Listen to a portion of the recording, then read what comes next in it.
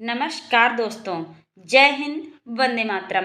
मैं इंदु स्वागत करती हूँ आप सभी का आपके अपने चैनल आईपी स्टडी पॉइंट पे, जहाँ आपको तैयारी कराई जा रही है सीटेट 2024। आज का जो हमारा टॉपिक है वो है प्रीवियस ईयर के क्वेश्चंस जो अभी तक पूछे जा चुके हैं सीटेट में। आज हम वो लगाएंगे। तो चैनल को सभी लोग सब्सक्राइब कीजिएगा, वीडियो को लाइक और शेयर कीजिएगा। जिन लोगों को तैयारी को और भी बेहतरीन बनाना है वो हमारी प्लेलिस्ट में जा करके वीडियोस देख सकते हैं, तैयारी को और भी अच्छा और बेहतरीन बना सकते हैं। तो शुरू करेंगे हम आज के क्वेश्चन आंसर। फर्स्ट क्वेश्चन हमारा क्या कहता है कि बच्चे दुनिया के बारे में अपनी समझ का सृजन करते हैं, इसका श्रेय किसको जाता है? तो बच्चे अपनी समझ का सृजन करते हैं, किसने कहा था? ये कहा था पियाजे जी ने। किसने कहा था? पियाजे। तो पहला ऑप्शन बिल्कुल सही आंसर है। नेक्स्ट क्वेश्चन पे आते हैं।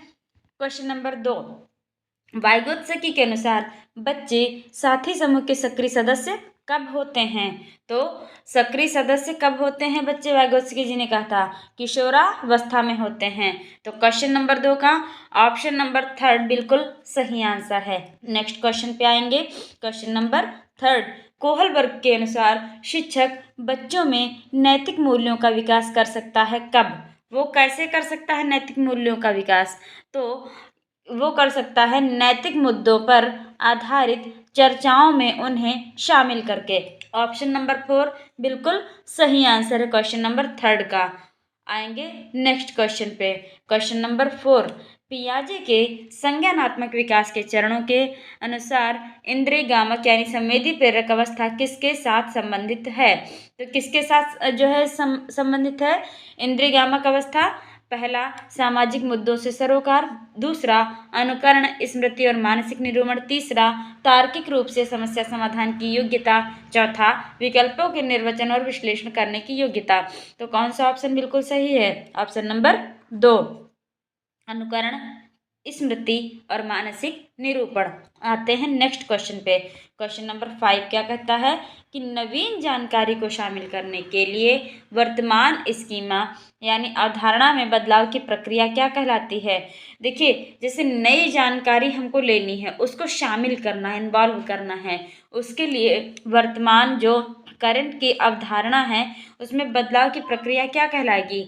आत्मसात्करण, समायोजन, अहम केंद्रिता या अनुकूलन। तो ये कहलाता है जब हम कोई नई जानकारी को करंट की जो अवधारणा होती है उसमें बदलाव करते हैं, उसमें इन्वॉल्व करते हैं, तो चेंजेस जो होते हैं उस प्रक्रिया को कहते हैं आत्मसात्करण। ऑप्शन नंबर 1 बिल्कुल सही आंसर क्वेश्चन नंबर 5 का। नेक्स्ट क्वेश्चन पे आते हैं। क्वेश्चन नंबर 6, प्रोजेक्ट प्रणाली का प्रयोग निम्नलिखित में से किस शिक्षा पद्धति के अंतर्गत किया जाता है? तो प्रोजेक्ट प्रणाली का यूज कब किया जाता है? प्रगतिशील शिक्षा में। ऑप्शन नंबर 2 क्वेश्चन नंबर 6 का बिल्कुल सही आंसर है। नेक्स्ट क्वेश्चन, क्वेश्चन नंबर 7, प्रगतिशील शिक्षा के अंतर्गत शिक्षा में किन 2 तत्वों को विशेष महत्वपूर्ण माना गया है? तो 2 तत्व कौन कौन से होते हैं प्रगतिशील शिक्षा के अंतर्गत? रुचि और प्रयास, यानी कि इंटरेस्ट और ट्राई। दोनों ही बहुत ही इम्पॉर्टेंट जो होते हैं पॉइंट होते हैं। 2 तत्व जो होते हैं प्रगतिशील शिक्षा के अंतर्गत इम्पॉर्टेंट होते हैं, रुचि और प्रयास। ऑप्शन नंबर 1 बिल्कुल सही आंसर है। आएंगे नेक्स्ट क्वेश्चन पे। क्वेश्चन नंबर 8 कि शिक्षण से अधिगम पर बल देने वाला परिवर्तन हो सकता है? क्या हो सकता है शिक्षण से अधिगम पर बल देने वाला परिवर्तन? बाल केंद्रित शिक्षा पद्धति अपनाकर जो ये शिक्षण से अधिगम पर, सीखने पर बल देने वाला जो परिवर्तन है वो कैसे? देखिए, पहला अगर पढ़ेंगे कि परीक्षा परिणामों पर केंद्रित, तो ये तो हो ही नहीं सकता है।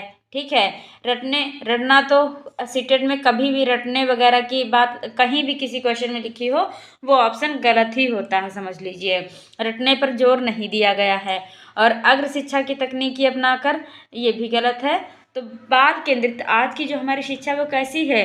शिक्षा केंद्रित शिक्षा नहीं है, बाल केंद्रित शिक्षा है। तो बाल केंद्रित शिक्षा पद्धति को अपनाकर शिक्षण से अधिगम पर बल देने वाला परिवर्तन किया जाता है। ऑप्शन नंबर 2 बिल्कुल सही आंसर। आएंगे नेक्स्ट क्वेश्चन पे।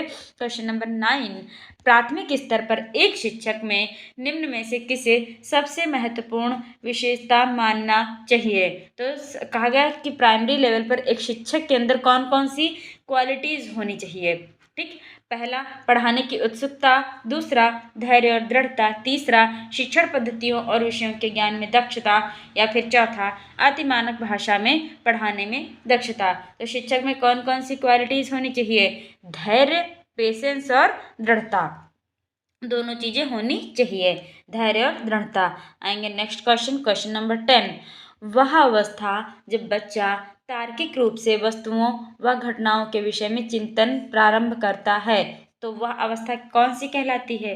संवेदी प्रेरक अवस्था, औपचारिक संक्रियात्मक अवस्था, पूर्व संक्रियात्मक अवस्था, या फिर मूर्त संक्रियात्मक अवस्था।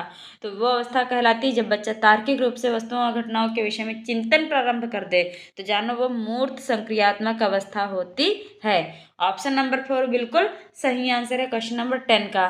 तो आज की ये वीडियो हम यहीं समाप्त करते हैं। मिलेंगे हम आपको नेक्स्ट वीडियो में। तब तक के लिए सभी लोग तैयारी करते रहिए। बेहतरीन से बेहतरीन तैयारी करने के लिए हमारी प्लेलिस्ट में जा करके वीडियोस को पढ़ लीजिए। थ्योरी प्लस क्वेश्चन दोनों ही कंटेंट सहित आपको मिलेंगे। तो चैनल को सभी लोग सब्सक्राइब कीजिएगा, वीडियो को लाइक और शेयर कीजिएगा, कमेंट में जरूर बताइए कि वीडियो आपको कैसी लगी। Thanks for watching.